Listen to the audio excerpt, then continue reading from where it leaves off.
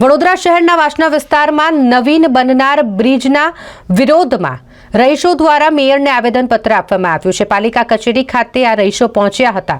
Vasna junction ખાતે નવીન flyover bridge બનવાની જે કામગીરી શરૂ કરવામાં આવી છે તેનો વિરોધ રહીશો અને દુકાનદારો દ્વારા કરવામાં આવી રહ્યો છે। તેઓનું કહેવું છે કે વિસ્તારમાં જે દબાણ છે તેને જો હટાવી દેવામાં આવે તો ટ્રાફિકની સમસ્યા દૂર થઈ જઈ શકે તેમ છે।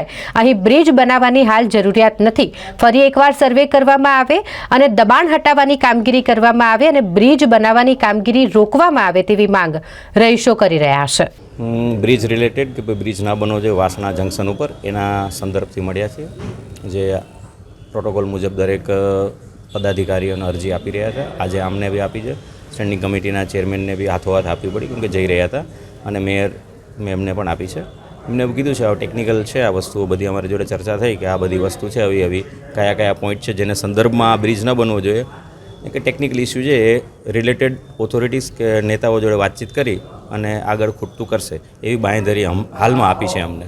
અમારો બ્રિજ ન બનવો જોઈએ, પહેલાં જ બેઝિક બીજા ઓપ્શનો વિચારો, બ્રિજ છેલ્લો ઓપ્શન હોવો જોઈએ તો બીજા ઓપ્શનો વિચારવા માટેની અરજી અમારે એમને આપવાની છે। દબાણ છે, ફૂટપાથ નાના કરવા એ અમે આપી દઈએ છીએ ને એના સંદર્ભમાં એ લોકો કામ કરશે એવી બી મેડમે બાંયધરી આપી છે।